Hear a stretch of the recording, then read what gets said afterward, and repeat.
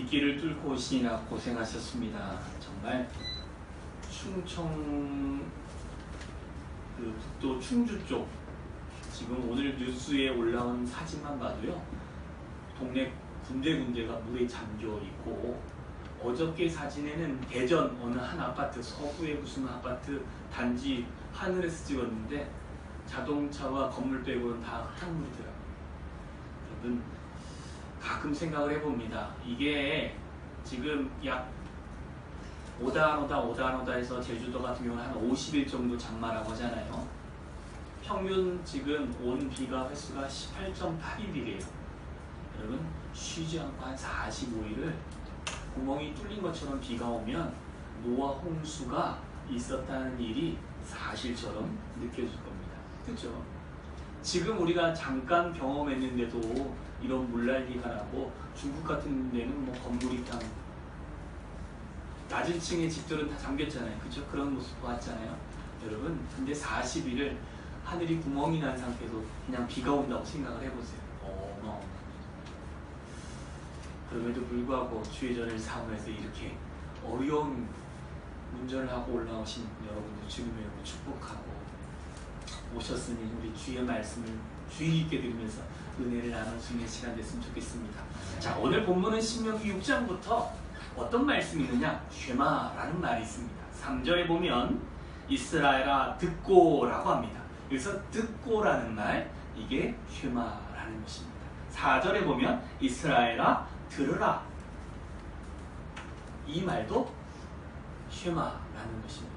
우리한테 들으라는 것입니다. 하나님의 말씀을 들으라고 하는데, 이 듣는 말씀이 1절에 보면 어디에서 우리가 지키는 말씀인가 봤더니, 우리가 차지할 그 가나안 땅, 우리가 영원히 정착해야 할 그 가나안 땅에서 우리가 그 법도와 규례와 명령을 그곳에서 행할 것인데, 그걸 어떻게 행하느냐? 하나님의 말씀을 경외하는 것으로 그 말씀을 준행하고 지켜 행하는데, 이 경외하는 것이 나 혼자 경외하고 끝나느냐? 아니요. 그 다음에 내 자식, 그 손자, 또 손자의 손자들, 계속 세대가 건너가면서 계속 지켜야 될 거고 계속 유지해야 될 것이 뭐냐면 여호와를 경외하는 그것이다 라는 것입니다. 그러면 우리가 그 말씀을 주의 깊게 잘 듣고 그것을 잘 지켜 행하면 그로 말미암아 그곳에서 우리의 날들이 길 것이고 오래 살 거라는 것입니다. 장구할 거라는 것은 오랜 삶을 살 것이며, 그러면서 젖과 꿀이 흐르는 땅에서 크게 번성하리라 라는 것입니다. 요즘 젊은 사람들이야 뭐 결혼도 늦게 하지만 또 자녀에 대한 무슨 큰 애착을 갖지 않는 사람들이 많지만, 지금으로부터 한 4, 5천 년 전에는요, 기본적으로 이 자녀가 뭐가 되느냐? 그 집안의 부가 되고, 그 집안의 소위 말하면 전투력이라고도 할 수 있고, 또한 생산력이라고도 할 수 있습니다. 전투력이라는 건 뭐냐면 식구가 많아야 그 식구에 맞는 또 종들도 있겠지만, 그 식구가 많으면 많을수록 뭐가 되느냐? 누가 쳐들어와도 그 식구로 싸움에서 이길 수 있는 것이고, 농사를 져도요, 지금이야 다 기계가 하지만 이 당시엔 다 사람이 하고 짐승이 이용해가지고 다 했어요. 불과 우리도요 60년 전만 해도요, 논 전체를 경운기라는 것이 나오기 전에는 다 소가 했어요. 짐승이 탁 갈아엎고 그걸 갖다가 물대갖고 사람 손으로 했지, 그걸 기계가 하지 않았습니다. 불과 100년 전에만 해도요 기계 없었습니다. 농사지려면 정말 허리가 부러지게 아플 만큼 정말 폈다 굽다 해야만 됩니다. 물을 넣는 것도 양수장이 있으니까 좋았죠. 그거 없을 때 어떻게 돼요? 사람이 발로 올라가서 물을 갖다가 다 올려야만 했던 시대가 그렇게 오래되지 않습니다. 근데 이때는 번성한다는 의미가 이런 의미가 있는 것입니다. 너희 나라가 번성해서 사람들이 많아지면 주변에서도 사람이 많으니까, 전쟁을 때문이니까 어떻게 돼요? 매번 표현하게 되는 것입니다. 하나님이 그런 축복을 주시겠다라는 것입니다. 자, 그런데 오늘 제가 여러분과 나누고 싶은 말씀은 이것입니다. 우리가 하나님의 말씀을 잘 들어서 이 말씀을 가나안 땅에서 행해야 되는 것이 우리가 거듭난 자로서, 거듭난 사람으로서 어떻게 살아가야 될지를 고민하라는 것입니다. 왜냐하면 거듭난 사람은 거듭난 것으로 끝난 것이 아니라 그의 삶에 하나님의 말씀을 듣고 우리의 삶에서 우리의 자녀들에게, 또 그 자녀들에게 하나님 경외하는 법을 가르치고 그 경외하는 법을 배우게끔 하라고 말씀하시는 것입니다. 이게 어려운 거예요. 이게 쉬운 게 아니라는 거예요.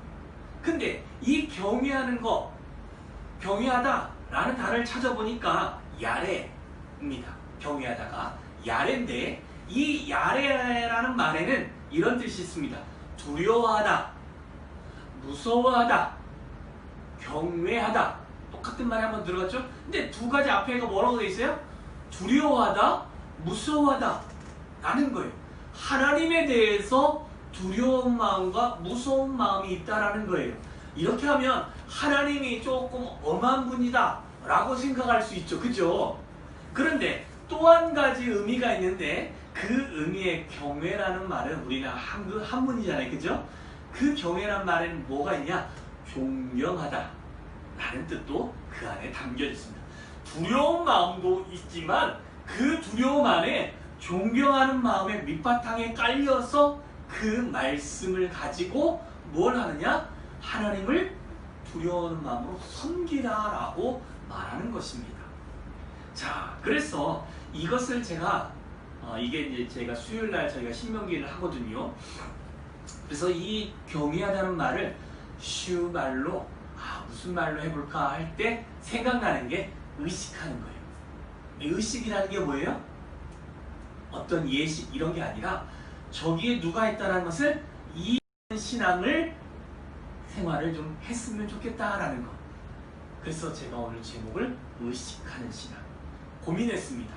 하나 더 고민한 게 뭐냐면 하나님을 눈치 보는, 하나님의 눈치 보는 신앙. 이게 좀 말이 좀 그렇죠? 하나님 계시는데 우리가 눈치 보는 신앙을 좀 가져야 되는 거예요. 이 눈치 보는 그것이요, 부정적으로 하면 저 왼수땡이들 저기 왜 있나 이런 것도 눈치 보는 거지만, 조금 긍정적으로 그분이 나에게 뭘 원하는지를 눈치 보면서 내가 행동할 수 있는 신앙인이 되었으면 좋겠다. 어떻게 보면 의식하는 신앙과 똑같은 말이지만 눈치 보는 하니까 조금 어때요? 마음이? 조금 아니야. 그죠? 그러니까 좀 의식하는, 하나님을 좀 의식하는 신앙생활을 하는 삶이 되어졌으면 좋겠습니다. 이 안에도 의식한다는 것이 부정적으로 하면요, 눈치 보는 것밖에 안 되는 거예요. 진짜. 그렇잖아요? 그런 것이 아닌, 정말 내 친구가 옆에 있고 내 식구가 아픈지 안 아픈지를 내가 늘 감지하면서, 아플 때 약 한 번 갖다 주고, 그 사람이 힘들어 배고플 때 먹을 것 좀 갖다 주는 그런 센스 있는, 우리가 하나님 안에서도 그런 센스 있는 신앙인이 되어졌으면 좋겠습니다. 그게 하나님을 경외하는 자일 것입니다. 그런데 하나님을 의식하는 신앙생활을 하기 위해서 우리가 과연 무엇을 해야 될지 오늘 본문을 통해서 좀 잠깐 두 가지만 살펴보는데요. 첫째는 우리 안에 하나님을 의식하기 위해서 간직해야 될 것이 있는데, 그것은 뭐냐면 하나님의 말씀이 간직되어져야 됩니다. 여러분, 내 안에 아무것도 없는데 뭔가를 할 수 있다는 생각은 버리시기를 바랍니다. 여러분, 내가 회사에 들어갔으니까 사장이라는 존재가 의식이 되는 거죠. 내가 회사에 안 들어가면 사장 눈치 볼 이유가 전혀 없어요. 그죠? 안 그렇습니까? 그리고 사장이 뭘 원하는지, 뭘 즐겨하는지, 뭘 기뻐하는지 이걸 알고 그거에 맞춰 반응하잖아요. 그건 뭐예요? 그 사람에 대한 뭐가 있는 겁니까? 내 안에 정보가 있는 것입니다. 마찬가지로 우리가 신앙인으로서 하나님 앞에서 우리가 신앙생활을 바르게 하기 위해서는요, 하나님의 말씀이 내 안에서 간직되어지고 그 말씀이 차곡차곡 쌓여져야만이 하나님을 의식할 수 있습니다. 여러분, 준법 정신을 지키라고 초등학교 때부터 꾸준히 아이들한테 이야기합니다. 그런데 아이들한테 준법 정신에 대한 가이드라인이라고 하죠. 기준을 정해주지 않으면 아이들이 그게 옳고 그른지 모릅니다. 그런데 어릴 때부터 꾸준히 그것을 가르쳐 놓으면요, 어떻게 됩니까? 그 기준에 맞춰서 아이들이 행동하고 판단하고 결정하고 그의 삶을 만들어가게 됩니다. 그쵸? 요즘이야 너무 그냥 이것도 괜찮고 저것도 괜찮다는 그냥 그런 문화들이 많이 들어오니까 아이들한테 혼란이 들 수 있지만, 여러분, 옛날에는요 이것들이 정말 심했죠. 쉽게 우리의 옛날 생활로 한다면 나 때는 말입니다. 그죠? 우리 은쌤이나 이런 애들은 잘 몰라요. 나 때는이에요. 우리 할머니가 그랬어요. 절대 방에서 밖에 나가든지 밖에서 안에 들어올 때 문지방을 못 받게 했습니다. 그거 밟으면 그 발을 톡 때리시던지 그랬어요. 그리고 지금은 안 그렇습니다. 저희 할머니가 살아계셨을 때 저한테 제가 양손을 다 써요. 칼질은 왼손으로 하고 글 쓰는 건 오른손으로 하고 공 던지는 건 오른손으로 던지고 공 차는 것은 왼발이 편하고 이래요. 저 어렸을 때 왼손으로 좀 했나 봐요. 밥 먹을 때 왼손으로 밥 먹는다고 혼나요. 그게 옛날에는 가능했습니다. 요즘은 뭐라고요? 아무렇지도 않습니다. 그죠? 요즘 뭐라고요? 아이고 그 애가 더 똑똑할 수 있으니까 그냥 놔두라고요. 우리 집에도 한 왼손으로 쓰는 애가 하나 있습니다. 글씨를 은수요. 근데 쟤만 쓴 건 아니에요. 은쌤이도 왼손 하려는 거 고쳐가지고 오른손 쓴 거긴 해요. 어렸을 때는. 왜? 그냥 편한 거 잡고 그냥 하다 보면 그게 더 익숙해질 수 있잖아요. 근데 큰애는 우리가 좀 했는데 막내는 그냥 내버려뒀어요. 그냥 놔두라고. 저게 더 나을 수 있다. 여러분, 그런 기준들이 있으니까 여러분 그런 기준에 맞춰 행동도 합니다. 제가 이제 호주에 처음 갔을 때 운전할 때가 문제입니다. 우리나라는 우측으로 가죠, 그죠? 맞습니까? 우측으로 가잖아요. 내 어깨 이 좌측에 중앙선이 있어서 우측으로 가잖아요, 그죠? 근데 호주는 어떻게 돼요? 이 반대편에 있습니다. 그래서 이 반대편 좌편 쪽으로 이렇게 쭉 가는데요. 그냥 운전을 하겠어요. 의식하면 되니까. 내 어깨 옆에 중앙선이 있다는 생각만 하니까 그건 돼요. 근데요, 누를 모르니까 좌표면요 아무리 설명을 해도요 우리나라 누를과 그 나라 누리 틀려요. 그래서 뭘 하느냐, 드라이빙 스쿨 선생님이 일일이 하나씩 가르쳐 줍니다. 여기서는 이렇게 해야 되고 저기서는 저렇게 해야 되고 저기서는 이렇게 해야 되고. 그래서 그 기준에 맞는 그 훈련을 하고 시험을 봐서 통과를 해서 운전을 하면 사고도 안 나고 그 누에 맞습니다. 그런데 그 누를 모르고 우리나라 누처럼 적용해서 막 돌아다니면요 거기서 사고 나면요 큰 문제가 있습니다. 이와 같이 우리의 신앙생활도요 내 맘대로 하는 것이 아니라 하나님께서 주신 명령과 규례와 그 모든 법도를 우리가 그걸 잘 숙지하고 내 안에 간직하고 있어야만이 그것을 통해서 하나님의 말씀에 맞추어서 하나님을 경외할 수 있게 되는 것입니다. 이게 없는데 하나님을 경외한다? 아니요. 그거 말도 안 됩니다. 그냥 우리가 태어날 때부터 습관적으로 몸에 밴 비는 신앙으로 하나님을 섬길 수 있는 것이 아니라는 것입니다. 하나님은 그냥 우리가 습관적으로 나 뭐가 필요하면 비르면 주시겠지. 아니요. 하나님은 그렇게 하라고 안 하셨습니다. 오죽하면 기도도 어떻게 하라고 합니까? 주님을 통해서 기도는 이렇게 하라고 말씀하십니다. 어려움이 당할 때는 또 이렇게 하라고 말씀하시고 정확하게 하나님이 말씀해 주셨습니다. 근데 우리는 어떻게 합니까? 그렇게 하지 않으니까 문제인 거죠. 자, 이렇게 말씀을 간직하는 이유는 뭐 때문에 그렇다고요? 하나님을 경외하기 위해서, 하나님을 의식하기 위해서라는 것입니다. 여러분, 어릴 때 아이들한테 초등학생들한테 제일 많이 읽혀야 될 책이 무엇인 줄 아십니까? 기억나십니까? 초등학교 학생들한테 제일 많이 읽혀야 될 책. 요즘 잘 안 읽혀요. 그쵸? 위인전. 왜요? 이 마음에 뭘 품으라는 거예요? 그 사람이 가졌던 꿈, 그 사람이 했던 일들.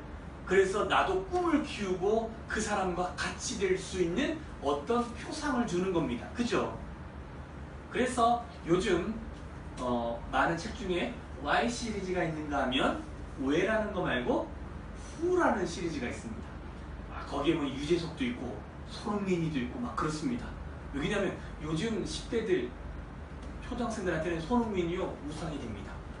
이 공잘 차는 애들한테는, 공 차고 싶은 애들한테는 손흥민이 우상이에요. 그런 후 시리즈가 있습니다. 그걸 많이 읽으면요 나도 그 사람처럼 되고 싶은 그 꿈들이 커지는 겁니다. 그런데요 정말 그 사람이 내 우상이 되면요 그 사람이 언제 태어났고 무슨 일을 했고 언제 아팠고 뭐에 대해서요 속속쓰리합니다. 그죠?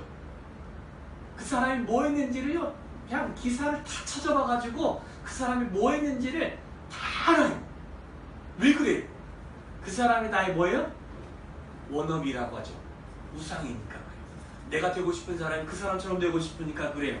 우리가 하나님을 의식하는 삶이요 이뤄야 되는 줄 믿습니다.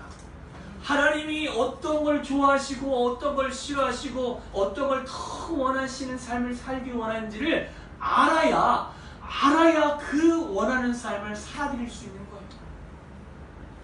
그래서 하나님께서는 신명기 이 말씀을 통해서 출애굽기에 있었던 선포되어졌던 하나님의 모든 말씀을 너희가 명령, 규례, 법도 모든 것들을 잘 기억하고 마음에 간직하면서 여호와를 경외하는데 너희만 아니 너희 자손도 그 자손도 하라는 것입니다.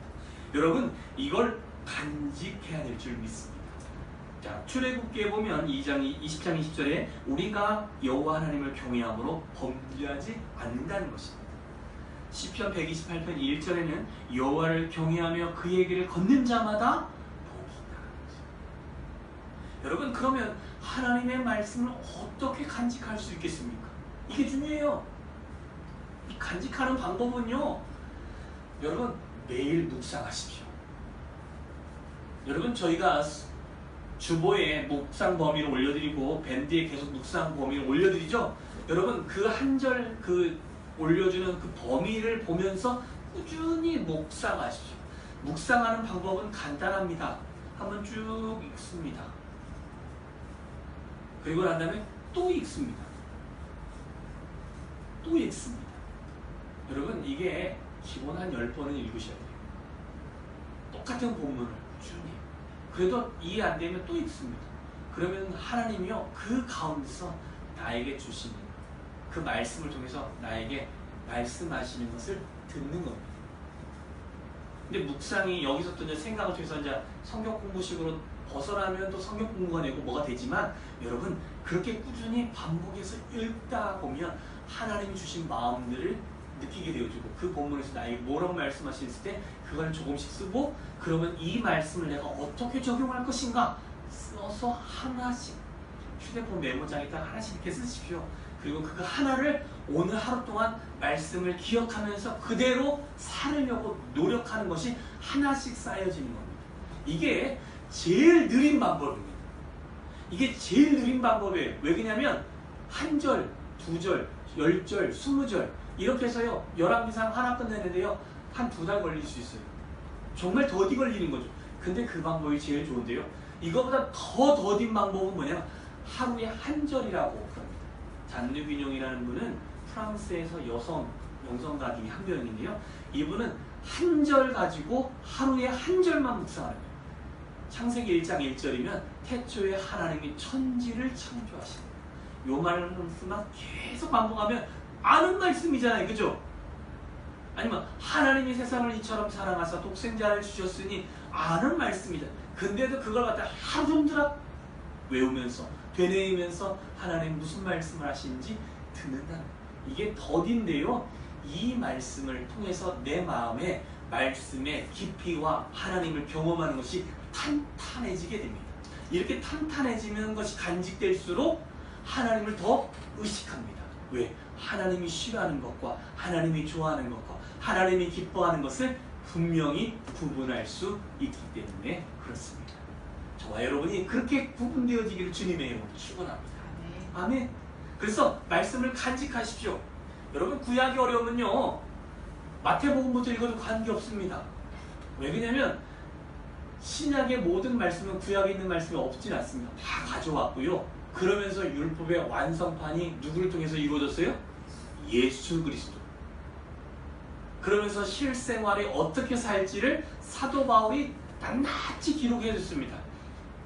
여러분, 구약을 제껴놓고 신약만 읽으면 것도 반쪽이긴 하지만 여러분, 구약의 역사가 정말 어렵고 말도 어렵고 선지자들이 왜 저랬는지 이해가 되면요 신약만 우선적으로 읽어서 이해가 되면서 그러면서 구약으로 넘어가셔도 괜찮습니다. 여러분, 그래서 매일같이 꾸준히 묵상하시면서 주의 말씀을 가까이 하시기를 주님의 이름으로 축원합니다. 자, 그러면서 여러분, 듣고 삼가 그것을 행해야 되는 것입니다. 여러분, 말씀을 간직하고요, 간직해 놓으면요 뭐가 되느냐? 판단하는 자만 됩니다. 여러분, 주님께서 바리새인들이 말씀을 너무나 잘하니까 그들을 갖다가 뭐라고 하면 아주 잘못된 사람으로 막 욕을 합니다.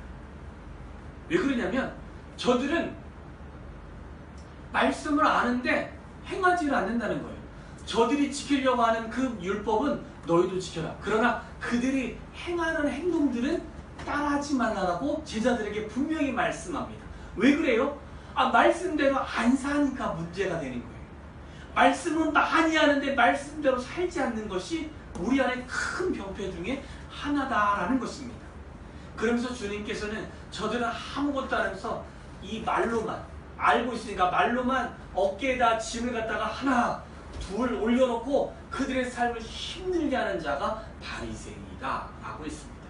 여러분, 우리가 말씀을 듣고 삼가 행하지 아니하면 여러분, 우리가 바리새인이 될 수 있고 영적인 그런 잘못된 삶을 살 수 있습니다. 여러분, 주의하십시오. 그래서 삼가 그것들을 행할 수 있기를 주님의 이름으로 축원합니다. 그러나 여러분, 이 안에서도 여러분이 좀 구별할 것이, 여러분이 삼가 행하는데 행하고 있지 않다라고만 하는 것은 아닙니다. 여러분이 행하고는 있어요. 그런데 이 행하는 것이 하나님을 기쁘시게 하는 행동인지 아닌지를 말씀하는 것입니다. 왜 그러냐면 바리새인이 하나님의 말씀을 알고도 그들이 행동을 하지 않았느냐? 행동을 했어요. 그런데 주님이 그들의 행동은 따라서 하지 말라라고 했어요. 왜 그럴까요? 옳지 못한 행동이기 때문에 그렇습니다. 여러분, 우리가 하나님의 말씀을 간직했어요. 많이 들었어요. 그리고 우리가 행동하는데요, 우리가 어떤 기준으로 행동하느냐? 하나님 앞에서 삼가 그것을 잘 구별했는데 삼가하지 않으면 내 기준에 맞춰서 행동할 때가 많이 있다는 것입니다. 말씀 지키는데요, 내 기준에 맞춰요. 그랬어요. 성경을 읽다가도요, 여러분, 성경을 읽을 때 두 가지 패턴이 제일 좋습니다. 창세기부터 계시록 마지막 절까지 선으로 그냥 줄을 그어서 내가 말씀을 안 놓치려고 쭉 선을 전체를 긋는 것과 아니면 아예 안 긋는 것, 그게 제일 좋습니다. 그렇지 않고 여러분, 교회를 다니면 중요한 말씀들은, 또 설교했던 말씀들은 꼭 줄을 치든지 하이라이트로 이렇게 쭉 줄을 긋죠. 그죠? 그럼요, 그 말씀은 내가 좋아하는 말씀들이, 그죠? 성경 있다고 이렇게 줄 거는 것들이 있죠. 그러니까 내가 좋아하는 말씀들이. 여러분, 하나님의 말씀은 좋아하는 말씀이 분명히 있습니다. 없다는 게 아니에요. 근데요, 여러분, 하나님의 말씀에 듣기 싫은 말씀들이 있어요. 이건 좀 이렇게 넘어가. 꼭 이런 걸 꼭 여기 성경에 왜 넣어놨대 하는 것들이 있어요. 그건 내가 싫어요. 왜 싫어요? 내 안에서 그것이 껄끄러워요. 껄끄러우니까 싫어요. 그죠? 설교도요, 여러분 심령이 가난하면요, 모든 말씀이 은혜가 되는데요, 오늘 말씀은 왜 나 들으라고 저렇게 한대? 이게 들려요. 그것은 뭐예요? 내 안에 껄끄러요. 이건 듣기 싫어요. 그러면 이제 그날은 귀를 딱 막아요. 그리고 안 들어요. 그러다가 막 복받으라는 소리, 잘하는 소리 들으면요, 그건 좋은 말이에요. 그건 무조건 듣는 거예요. 와, 우리의 기준이 그래요. 우리의 마음의 기준이. 하나님은 모든 말씀이 필요합니다. 왜? 우리를 책망하고 바르게 하고 의로 교육하기 유익한 말씀이기 때문에 하나님의 말씀은 모든 것이 필요한데, 우리 스스로 내게 좋은 말씀과 좋지 못한 말씀, 내게 복이 된 말과 나에게 책망이 되는 말이가 구별해가지고 그것들을 나누어서 내가 행동한다는 것입니다. 그래서 듣고 삼가 조심해서 우리는 그 말씀을 하나씩 하나씩 적용해 갈 필요가 있습니다. 주님도요, 당신이 하기 싫은 게 없었나 있었나요? 있었어요. 십자가 지는 거요, 하나님 정말 지기 싫습니다 했을 거예요. 그래도 나의 뜻이 아니라 누구의 뜻? 하나님의 뜻이면 나는 지겠습니다. 여러분, 지면서도요, 그 하나님의 모든 구약에 있는 말씀에 그 모든 걸 성취하시라고 고통의 소리도 안 내셨다라고 분명히 말씀하십니다. 여러분, 저와 여러분이 얼마든지 우리 기준에 맞춰서 신앙생활할 수 있습니다. 말씀이 많아가지고 내게 유리한 것만 지켜 행하면요, 여러분, 그것은 하나님을 경외하는 것이 아니라는 것입니다. 삼가 하나님이 기뻐하실 만한 것을 우리가 해야 됩니다. 아이들이요, 부모가 좋아한다면 그건요, 하면서 한 번 하고 두 번 하고 있습니다. 왜 그래요? 부모가 좋아하니까. 이렇게 하니까 엄마가 좋아하는구나. 이렇게 하니까 선생님이 좋아하는구나. 이렇게 하니까 누가 좋아하는구나. 여러분, 사랑하는 사람이 내가 뭔가를 줬는데 좋아하면요, 그거 한 번 더 해주고 또 한 번 해주고 하는 마음들이 더 많아질 겁니다. 마찬가지예요. 우리가 하나님을 경외하는 것도요, 하나님을 의식하기 때문에 하나님이 기뻐하시는 행동을 우리가 조심스럽게 살펴서 내가 잘못하고 있다면 그것들에게서 돌아와서 다시 하나님이 기뻐하실 만한 것을 하는 신앙을 해야 됩니다. 그래서 여러분, 마음에 말씀을 간직하는 이유는 그것이 신앙생활에 뭐가 되기 위해서? 기준이 되기 위해서. 기준이 되기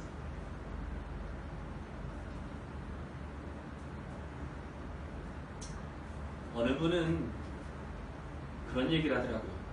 자기는 교회에서 절대 11조 봉투라는 봉투도 안 만들고 11조 하라고 나는데요. 그렇다고 그 목사님이 11조를 안 하느냐? 아니요, 그분은 10의 3조가 신앙 초기부터 10의 3조를 하기 시작한 분이에요. 그렇다고 신앙 11조에 대해서 안 가르치냐? 가르치긴 한대요. 근데 하라고는 안 한대요. 근데 알아서 한대요. 근데 왜 그러면 11조 봉투를 안 만드셨습니까? 했더니 11조 봉투를 만들어놨더니 사람들이 자기의 그걸 드러내기 시작하더라고요. 내가 이만큼 했다고, 내가 이만큼 돈 벌어서 이렇게 했다고. 그 안에서 교회에서 이걸 나누기 때문에 그거 안 하고 그냥, 그러고 보니까 저희도 호주에서 보니까 봉투가 그냥 한 봉투에 흰 봉투 그냥 거기다 써서 내면 액수가 많으면 11조로 알고 액수가 제일 적으면 이게 주정원금이구나 이렇게 생각하는 것 같더라고요. 걔는 감사원금이라는 봉투도 없고요, 진짜 아무 봉투도 없어요. 더 재밌는 건 거기다 우리는 한국 스타일대로 우리 이름 적어서 내잖아요. 그럼 그 돈이 11조인데 우리한테 와요. 야, 너한테 누가 헌금해줬다고 가져가라. 그랬더니 아니라고. 그거 우리가 우리 이름 써갖고 내는 것이 이게 한국 스타일이라고. 그러냐고. 그 다음에 또 냈는데 또 와요. 기억력이 나빠요 걔들이. 너한테 또 헌금했다고. 아니라고. 글씨 보면 알 텐데 얘들은 머리가 나빠요. 우리가 헌금한 거라. 한 2달에서 3달 지나니까 그 다음부터는 안 와요. 이 사람이 헌금한구나. 그리고 난 다음에 몇 개월 만에 또 가서 또 그렇게 했어요. 그랬더니 또 와요. 봉투 갖고 와서. 야, 누가 너한테 헌금 줬다. 아니라고, 내가 했다고. 여러분, 걔네들 보니까 그게 없어요. 11조라는 거 이런 것들이 그런 거 없는데도 잘해요. 신앙에 뭘 없애기 위해서 그분이 했냐면, 그분이 말하고자 하는 거예요. 11조 내고 안 내고 그거에 대해서 사람들의 본질이 흐트러지면 그걸로 시험 들지 않게 그냥 흰봉투 하는 거예요. 그리고 자기가 11조라는 것을 자기가 아닙니다. 하나님이 되지 않습니다. 왜냐하면 그 사람들은요 11조라고 따로 해서 그 기부금 영수증을 해준 게 아니라 전액으로 해서 세금 공제해 주는 거니까 어차피 11조든 아니든 자기가 낸 만큼 그 공제 받는 거니까 관계없다는 거예요. 그리고 자기가 하나님 앞에 11조 냈기 때문에 자기는 그거 없앴다고. 또 들어보니까 그럴듯하지만 한국 사회는 아닙니다. 옳다라고 말하는 게 아니에요. 이 안에 잘못된 기준이 세워지면 잘못된 신앙생활하고 이 안에서 바른 기준이 세우면요 그 봉투에 11조든 감사헌금이든 안 써도 바른 신앙생활을 할 수 있다는 거예요. 이것을 내가 내 행동에서 하나씩 찾아서 할 수 있어야 된다는 거예요. 그렇기 때문에 예수 그리스도의 복음이 내 안에 가득 있다면 그 예수님의 발자취를 따라가기 위해서 우리가 삶과 기준을 바르게 세우고 그 기준에 맞춰서 신앙생활해야 됩니다. 한 예를 들어봅시다. 서로 사랑하라 라는 명령이 있다면 어떻게 사랑해야 시작했습니까? 사랑해야 돼. 만날 때마다 안녕하세요. 아이고 어서 오셨어요. 사랑하고 축복합니다. 이게 사랑이 아니라 정말 가정에서부터 자녀들에게 아내에게 고운 말과 먼저 신경 써주는 것부터 시작하는 것이 사랑일 줄 믿습니다. 그렇잖아요? 어느 책에서 읽었던 것 같아요.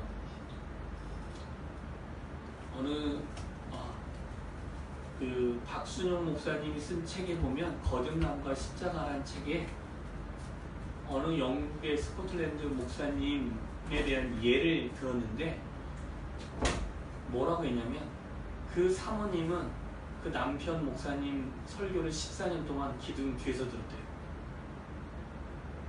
왜 그랬냐 그랬더니 가정에서는 폭언과 그 하는 걸 다 알고 있는데 강단에서 사랑합니다, 주의 축복이 있습니다 하는 소리가 귀에 안 들어와서 얼굴 보지 않고 기둥 뒤에서 이렇게 들었대요.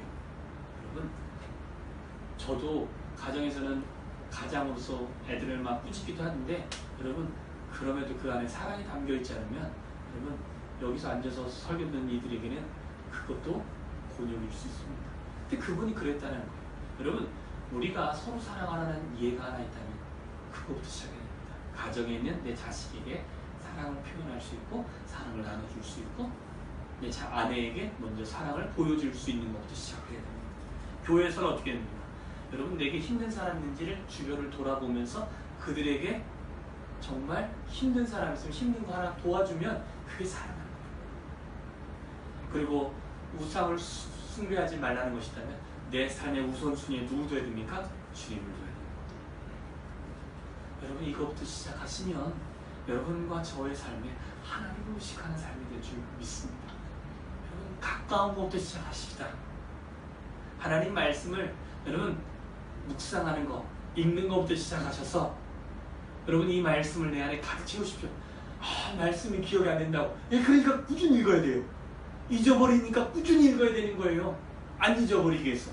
그것이 내 머릿속에 있으면 하나씩 하나씩 실생활에 조금씩 적용해 보십시오. 그것이 주님을 의식하는 신앙인의 모습일 줄 믿습니다. 우리 꿈 있는 교회 모든 성도님들이 이렇게 하나님을 의식하는 신앙의 생활을 유지해 가시길 주님의 이름으로 축원합니다. 기도합니다.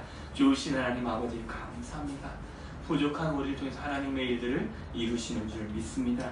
하나님이여 우리가 주님을 의식하는 신앙인의 모습을 갖게 하여 주시옵소서. 그러기 위해서 하나님의 말씀을 우리의 마음에 가득 채우게 하여 주시옵시고 그뿐 아니라 그 말씀을 삼가 조심해서 준행하고 행동할 수 있는 우리들이 되게 하여 주시옵소서. 그로 말미암아 우리의 삶에서 하나님께만 영광이 되는 그런 신앙인의 삶을 유지해 갈 수 있도록 주여 붙잡아 주시고 인도하여 주시옵소서. 예수님의 이름으로 기도했습니다. 아멘. 이 시간에 다 같이 찬양하시면서 준비하신 예물 드립니다.